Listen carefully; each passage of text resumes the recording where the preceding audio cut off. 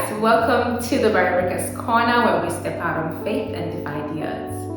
You know, this month we are talking on Imposter Syndrome, and the last time we were on here, we talked on what it was, and I kind of shared my story and also talked on how other people also go through it. And if you listen to as much podcast as I do, you realize that even celebrities do go through that, imposter syndrome stuff, and it's like it's crazy, it's wild out there, And so, like I said in my last video, I may not be the right person to come on and talk on this topic because I am on this journey as well of how to identify and walk through it and walk out of it and overcome this thing because it be something.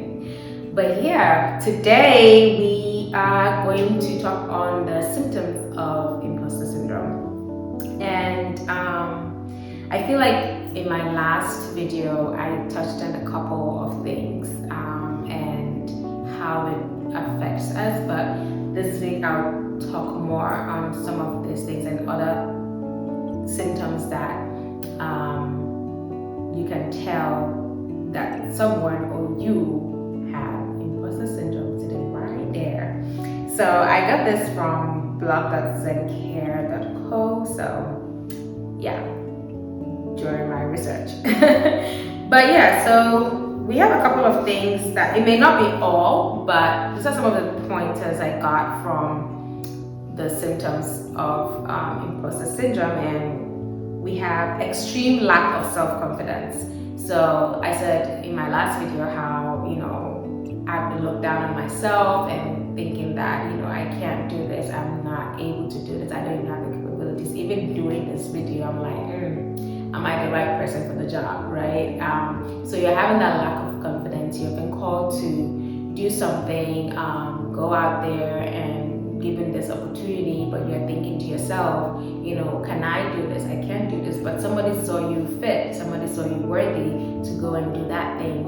They saw something in you. They wouldn't just give it to you if you didn't have the capabilities. They wouldn't just give it to you because they missed out on someone or they were looking for someone they couldn't find, so you're just there to fill in the spot, but I mean, sometimes some people do that, but I'm just saying that someone saw you fit enough to take this, to give you this opportunity. So why have this lack of confidence when someone has confidence in you to even choose you to do the job? So it's that extreme lack of self-confidence. There's also that feeling of inadequacy, like I am not able to do this, like I am not the right person for this job. Like, find somebody else. Another person can do this. Look for someone. I am not the one. Like even me feeling like I am not the one for this. I have been in, like even in this doing barrier breakers corner, like why me? I'm not. What barriers am I even breaking? But for me, I feel like Barrier Breakers Corner is a journey for me as well to tell myself to step out on faith and defy the odds. It's not about just telling you to step out on faith if I am not going to step out on faith. So it's for me, it's like God letting me know that, God going through this journey with me, but also sharing it along the way and helping others also to break barriers. And so, yes, that feeling of inadequacy is always there. Like, sometimes I sit down, I'm like, I did this, like if you look at our first couple of content that we put out there, it wasn't all that great, but it was out there. And because I knew that for me, I'm always about, let's get it right, let's get it perfect. But Barrier Breakers Corner has really helped me to know that you just have to be obedient, you just have to do the assignment, do the work, do what you have been asked to do whatever you have to do. At some point it will be better. And along the way, I've had people, it has really helped me. Barrier Breakers Corner really, I appreciate this nonprofit that I have, because it has helped me come across so many people that have been of help, that are supportive of the work that I do, that would definitely call me out and tell me, hey girl, like this post I think you could have done it this way, or I think you should add this, or to make your page more attractive, do things this way. And I'm so grateful for all those people that I had to meet along the way, because had I not done this, I would never come across all these people that have been a blessing, and in the future, all the other people that are going to be a blessing to me. In fact, starting this and doing the Rebecca's Corner has helped me also help other people. Like, I remember one of my friends, she did this vlog, and I was able to tell her, girl, next time when you do the vlog, can you turn the camera the other way? Because I had been in a position where I was told that, hey, turn the camera the other way because it helps be able to pick up stuff and it's not looking this way when you post it on there.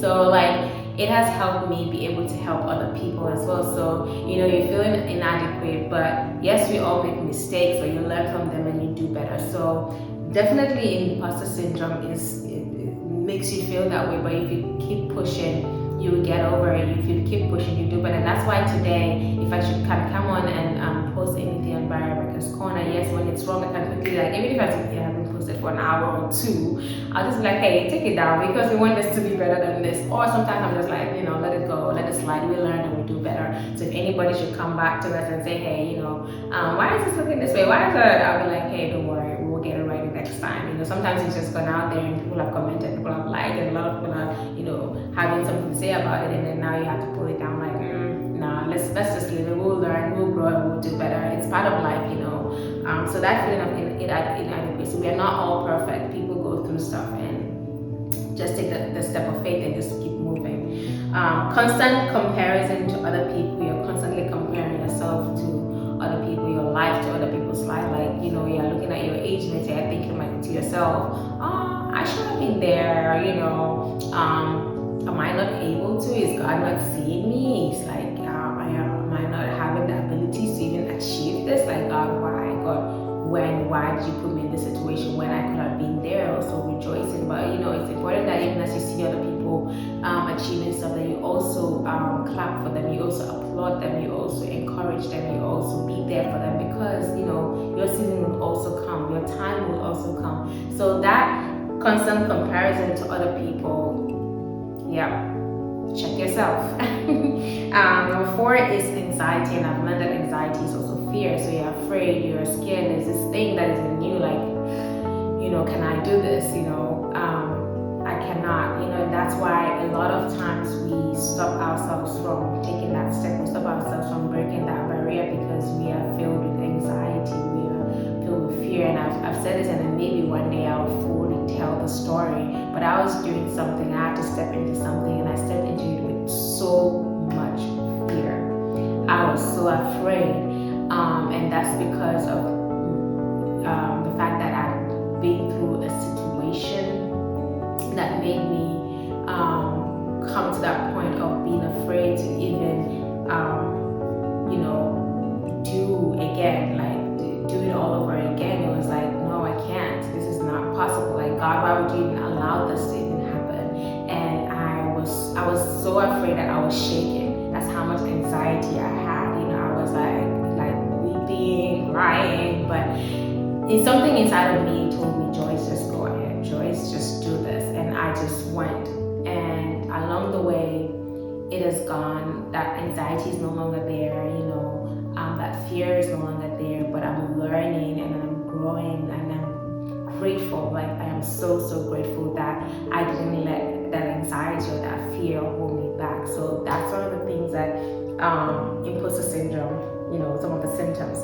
Negative self-talk, they're like, I can't do this, I am not confident, I am not bold. Who thought about me? Like, why would you call me out? Why would you do this to me? I can't do this. Who is calling me out? Like, telling yourself that, you're too young, or you're too old, or who's going to listen to you, or how can you do this? Like, what can you do?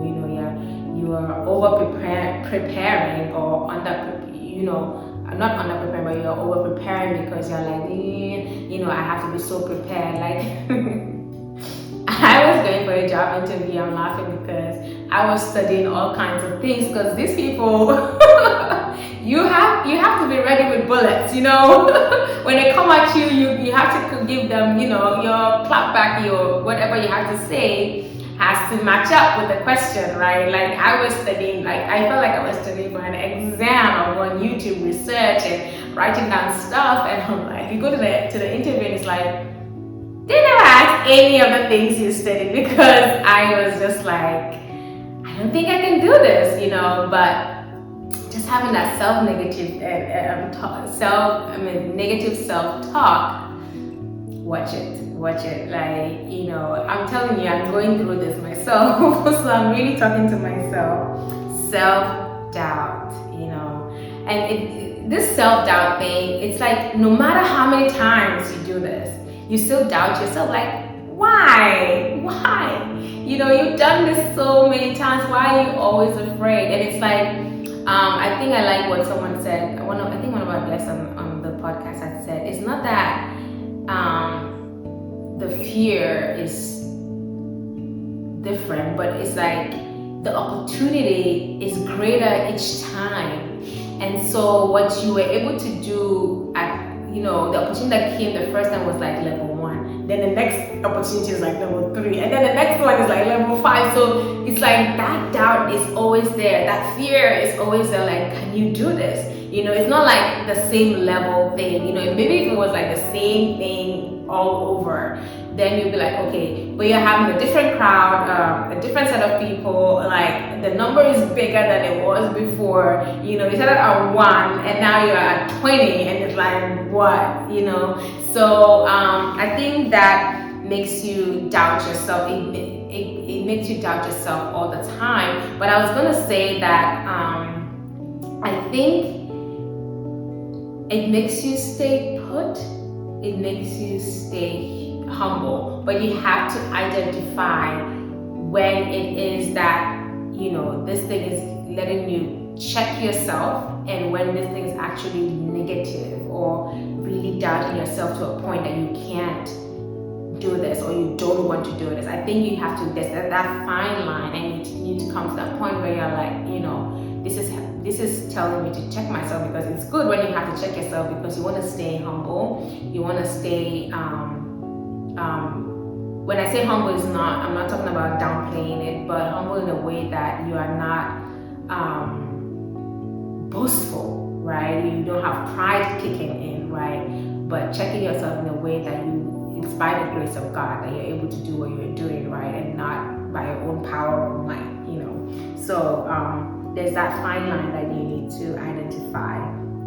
Also, they said number 7 is dwelling on the past. So, like I said, because of past experience, it made me not want to step out on faith. It made me not want to go into the next that God had for me, and I was so fearful. So sometimes when you dwell on the past so much, it makes you feel inadequate. It makes you feel like you are not the right person for this job, because maybe your past experience, you failed, right? Maybe your past experiences, you hurt someone intentionally too. Maybe your past experiences made you hurt someone unintentionally or make mistakes. Whatever that past experience may be, whether it was your fault or not, if you are someone with a heart, you want to do it right the next time. And so when the next opportunity comes up, you are scared to have to do it again, because you're like, I hurt someone the last time, I don't want to do it again.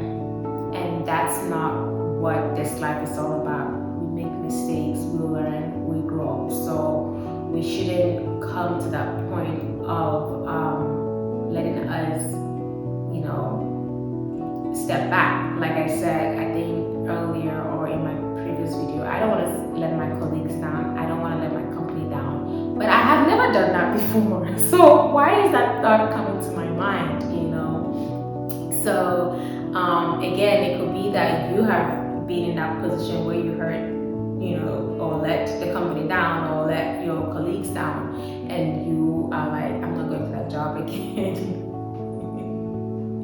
I had this story in my mind, but should the person have done that? Maybe I should just put it out there. So there was this story during the pandemic where this lady forgot to like she came, you know how pandemic time we were all in our pajamas, you know, going for meetings, and this lady forgot to turn off her camera, and she was in her PJs on the camera, but she had to quit at the end of the day because her colleagues saw her in her PJs. So you know, that thing will make you want to make sure that when you are going on any meeting, your video is off. Like you want it to be so off, like dead off. You know, it makes you like think. You know, so past experiences may make you feel inadequate. Past experiences, like imagine you having to quit on that job and then one day call back to come and give a presentation in that same company where people are seeing you, like, yeah, it's gonna be like, nah, you know. But maybe this opportunity will lead you to better or greater opportunities. So past experiences do like stop you, and it's one of the, you know, symptoms of imposter syndrome. Number 8 is irrational fears of the future. So you're afraid of what the future is, and you know, if you're feeling that way, stop yourself in the track right now, because Job in the Bible said that what I feared the most came upon me, and you don't want that situation to happen. And sometimes, you know, we daydream fear. So fear, you're afraid of something, it's in your mind like a movie, and we sit down and we're watching it in our mind, taking it all in. I do that a lot of times, but when I come to the point where I realize that I am literally sitting and watching this thing, I call myself back. I cancel it. I'm like, no way, that's not happening. I come against that in the name of Jesus. I'm like, I'm cutting it out. You can't have, you know, this is not gonna happen. I start thinking positive things in my life. But in so many times I've had to like just sit there and now and it just makes me feel down. Just make me feel sad. Just make me feel scared of the future. But I snap myself out of it. I've come to the point where I just snap myself out of it. I'm like, nah, it ain't happening. No way, it's not gonna happen. Like, no. You know, because of that, you start putting things in place. Like, no, like, it's not gonna happen. You start working on things to make sure that you're not even getting there. Again, there's that fine line that makes you kind of like self-check, and you're like, hey, you know, what do I need to do so that I don't fall into this position again? But yeah, irrational fears of the future.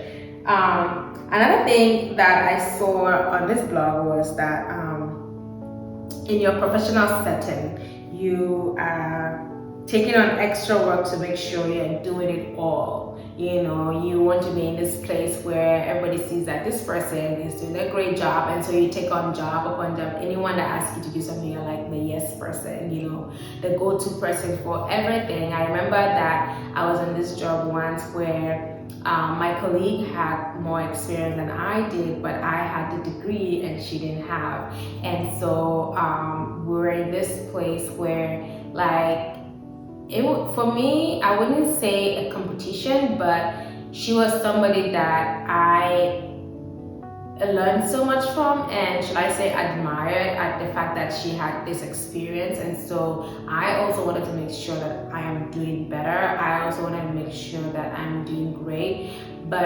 I was not the go-to person for certain people. Certain people are like, this is my go-to person, like this is the person I want. And when like a particular manager was like, this is the person that like will bypass me, because, you know, in some parts of Africa, they look at your qualifications. In this part of the world, they're looking at your experience.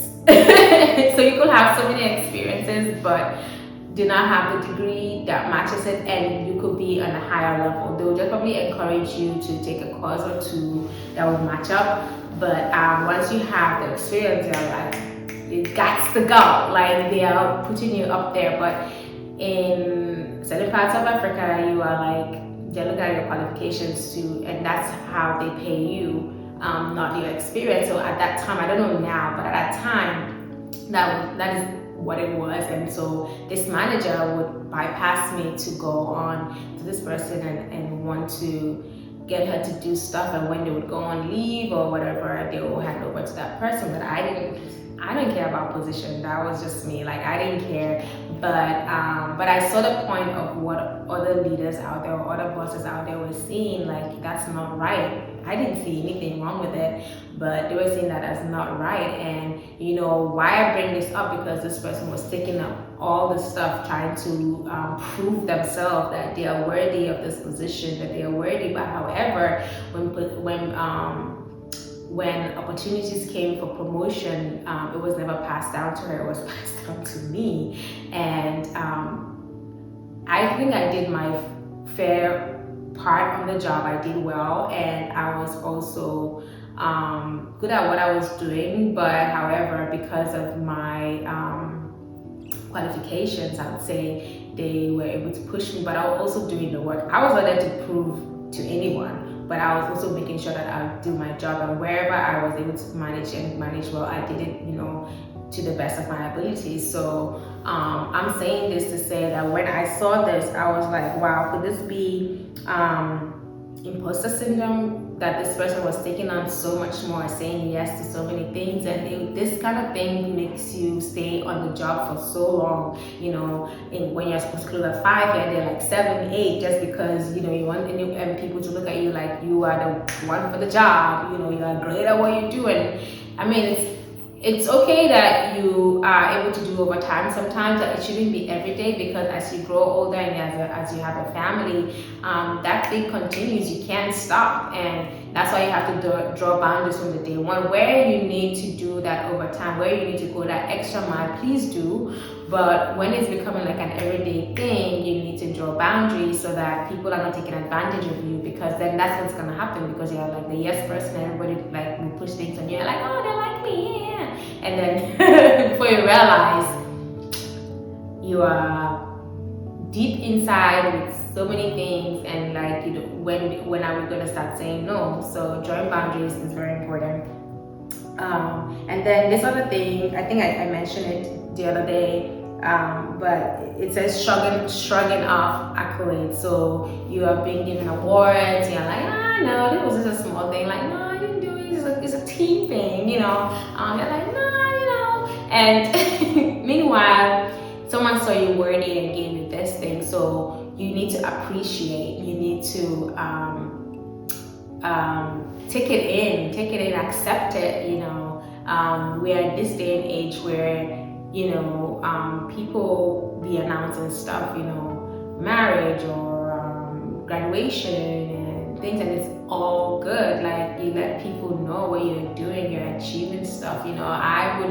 I feel like if even back then when I had to post like my graduation, I was just like, this was like 10 years ago, so it's a long time ago, and I'm like, why would I want to share that or anything? Like, I cringe at some of these things that, but I'm learning to have to accept some of these things, and it's not like you're showing off, but you are appreciating yourself for the work that you put in to achieve this goal. You are taking it in, and the congratulations, and shouldn't make you ever feel like,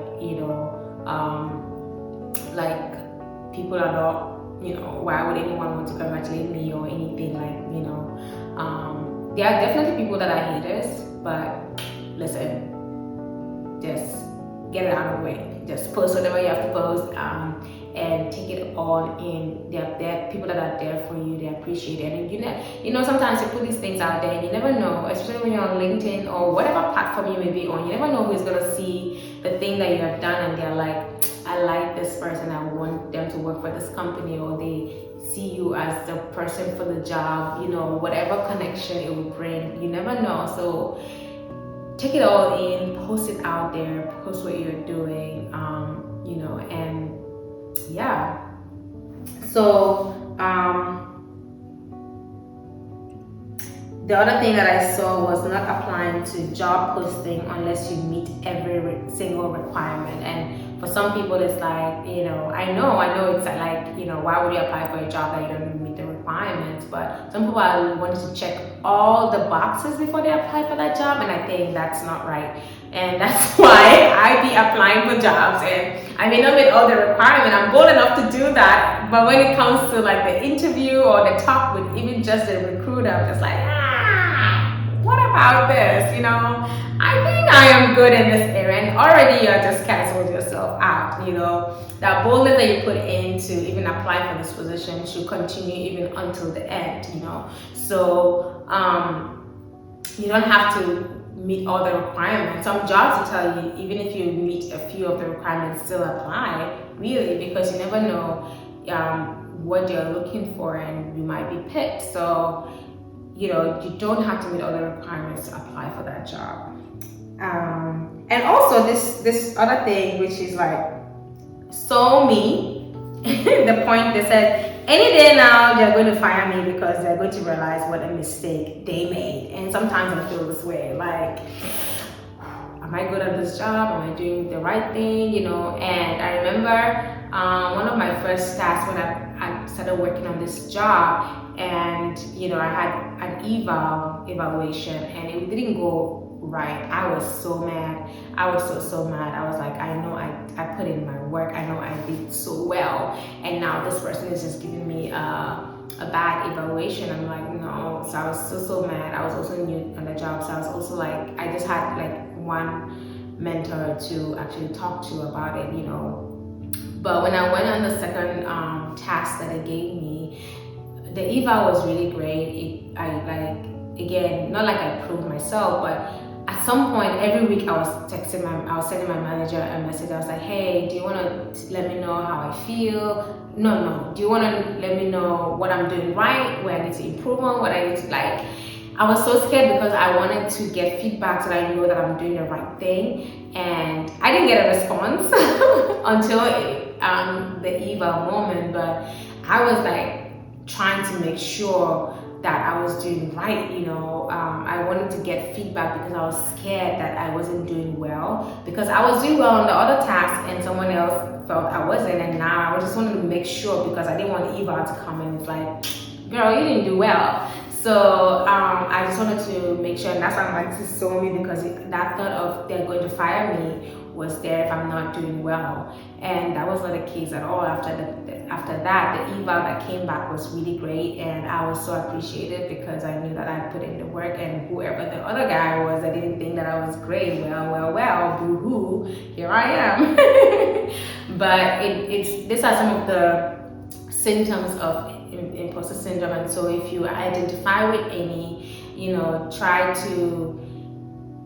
dissect and know what is the cause of this, what is the reason. Like I said, I was so scared to enter this next phase or next level of my life because of a past experience, and when I realized that it was just because of that and nothing else, I was like, listen, you go sit somewhere. I'm going to do this, you know, no matter what, I'll just go on and do it. And I felt so much peace. So identify what that is, what that symptom is, and try to dissect or find a reason why this is a cause or this is coming to you. And if it's like nothing, well, nothing, move away.